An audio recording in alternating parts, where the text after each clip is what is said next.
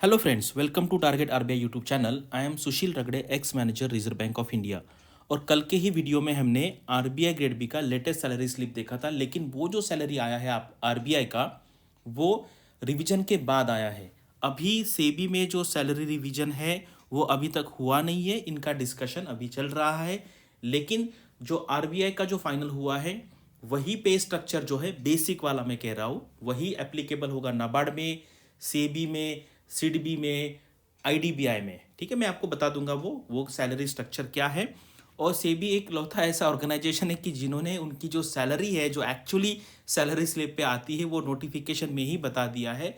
Otherwise क्या होता है, बाकी ऑर्गेनाइजेशन ऐसा नहीं करता, इसलिए फिर स्टूडेंट्स पूछते रहते कि इसकी सैलरी कितनी है, वो कितनी है। तो जब तक आप एक्चुअल सैलरी स्लिप देख नहीं लेते, आपको वो आइडिया नहीं आता है। लेकिन मैं आपको प्रूफ करके यहाँ पे दिखा दूंगा कि एक्चुअल सैलरी स्लिप में कितना अमाउंट बताया हुआ है एंड नोटिफिकेशन में कितना अमाउंट बताया हुआ है। तो अभी देखिए, ये है नोटिफिकेशन जो अभी कल ही रिलीज हुआ है, सेबी का नोटिफिकेशन। ये जो है इसको कहते हैं पे स्केल।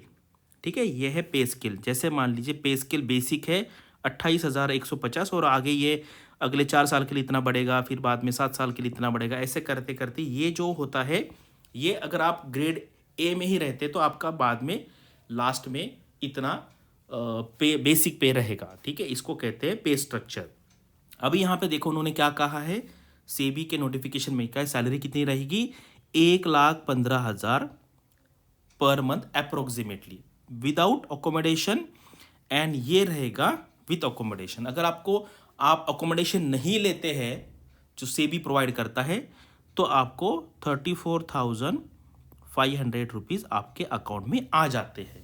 अगर सेबी प्रोवाइड करेगा तो ये अमाउंट नहीं आएगा, तो आपकी सैलरी इतनी हो जाएगी। ये इसका सिंपल मीनिंग है। बाकी बहुत सारे बेनिफिट होते हैं। तो जो जो सैलरी रिवीजन होता है ना, उसमें ये जो बेनिफिट है, ये हर ऑर्गेनाइजेशन में अलग अलग रहेंगे। ठीक है, इसलिए फिर मैं आपको कहता हूँ कि सिर्फ सैलरी स्लिप देखने से आपको आइडिया नहीं आएगा आपको पैसा कितना मिल रहा है। नियर अबाउट इसका 60 to 70% जो पैसा है वो अलग से अलग अलग अलग अलग फॉर्म में आपको मिलता ही है। ठीक है, तो ये हो गया जो नोटिफिकेशन में दिया है वो। अभी हम आगे देखते हैं सैलरी स्लिप में क्या दिया है। ये अमाउंट याद रखिए, 1,15,000। तो ये है जो आरबीआई का सैलरी रिवीजन हुआ था। ठीक है, ये कब से लागू है, ये डेट से लागू है। ठीक है, अभी देखो ये 28,150 जो आरबीआई का ग्रेड ए का है, वही आपने सेबी के ग्रेड ए को देखा है। ये पहले आरबीआई ग्रेड बी का था, अभी चेंज होके जो कल के सैलरी में मैंने बताया वो बेसिक ये हुआ है। तो अभी जब सेबी का रिवीजन होगा 28,150 से वो फिर 44,500 होने वाला है। ठीक है, तो ये स्ट्रक्चर सेम, जितने सिमिलर ऑर्गेनाइजेशन है जहां पर grade A, grade B, grade C जैसा स्ट्रक्चर फॉलो किया जाता है, वहीं पे यही पे स्ट्रक्चर रहने वाला है। ठीक है, तो ये आ गई आपकी एक्चुअल सैलरी स्लिप। कौन से महीने की है, दिसंबर महीने की है। ठीक है, अभी 2-3 दिन पहले ये क्रेडिट हुआ है amount SEBI grade A officers के अकाउंट में। तो ये देखिए, ये बेसिक स्केल है 28,150 जो मैंने आपको दिखा दिया है, ये आरबीआई का है। ठीक है, आरबीआई सेबी नाबार्ड सब जगह पे सेम रहने वाला है। अभी अगला जब इसमें रिवीजन होगा तो ये जो बेसिक है जो यहाँ पे दिखाया जाता है, ये बाद में 44,500 होने वाला है। ठीक है, बाकी ये यहाँ यहाँ के जो अमाउंट्स है मैंने यहाँ पे ये हाइड कर दिया, क्योंकि क्या है, ये हर एक एम्प्लॉय का अलग अलग रहता है। उसके बाद स्पेशल अलाउंस है, ग्रेड अलाउंस है, dearness allowance DA, family allowance है, और ये मैंने आपको बताया हाउस अलाउंस जो आपके यहाँ पर सैलरी स्लिप में आता है 34,500। तो ये ऐड करने के बाद आपकी सैलरी कितनी आ गई, 1,15,512 की, जो उन्होंने नोटिफिकेशन में 1,15,000 वहाँ पर बता दिया, यानी कि near about same exact amount वहाँ पर उन्होंने बताया। ये है स्पेशल कंपेंसेटरी अलाउंस, ये एनपीएस कंट्रीब्यूशन वाला ये कॉलम है। तो ये है सेबी ग्रेड ए का एक्चुअल सैलरी स्लिप। कि लोगों को क्या है, मतलब अगर आप ऐसी बात करेंगे इतनी सैलरी मिलती है तो लोगों को भरोसा नहीं आता है, तो इसलिए मैंने एक्चुअल सैलरी स्लिप आपको दिखा दी है। और ये आप सिर्फ यही अमाउंट देखेंगे तो ये इतना क्लियर नहीं होगा, इससे बहुत ज़्यादा पैसा अलग अलग फॉर्म में मिलता है।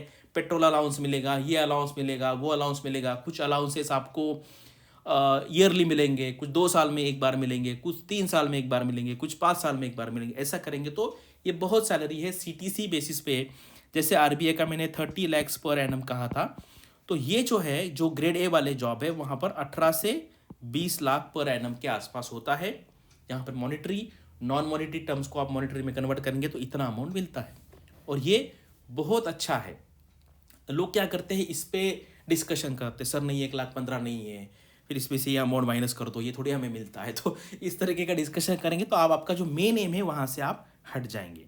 तो अभी ठीक है, ये देख लिया, अभी क्या करना है आपको, अभी ये बोरिंग वाला काम करना है। बोरिंग वाला काम यानी कि जो एक्चुअल पेपर सॉल्व करने वाला है, ठीक है। लोगों को क्या है, सैलरी पर जॉब प्रोफाइल, ये देखो, ये क्या है ना, ये ठीक है एक थोड़ा टाइम के लिए ठीक है, लेकिन कुछ लोग इसी में एंगेज रहते हैं, साल भर इसी में एंगेज रहते हैं। नोटिफिकेशन कब आएगा, नोटिफिकेशन कब आएगा। 1 दिसंबर को मैंने बताया था आपको, 1 दिसंबर को, कि 20 फरवरी को प्रीलिम्स होगा, 20 मार्च को मेंस होगा।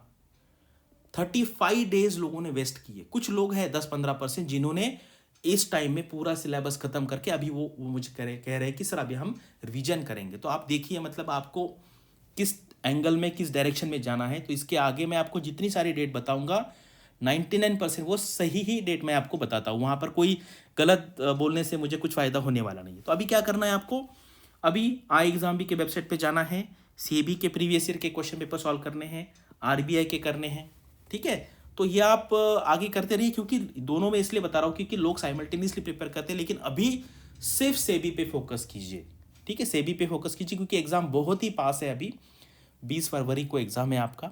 तो अच्छे से फोकस कीजिए, और इसका जो फेज़ 2 का सिलेबस है या जो स्पेशलाइज टॉपिक का सिलेबस है वो आरबीआई से काफ़ी ज़्यादा है।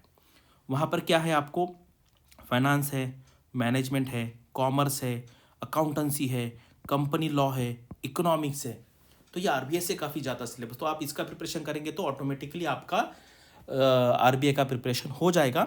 और मैं आपके लिए एक, जैसे जो नॉन कॉमर्स या नॉन मैनेजमेंट स्टूडेंट हैं उनके लिए मैं एक वीडियो बनाने वाला हूँ कि उनको किस तरीके की स्ट्रैटेजी रखनी है सेबी के लिए। So thanks for watching this video and all the best for your studies and your upcoming examinations.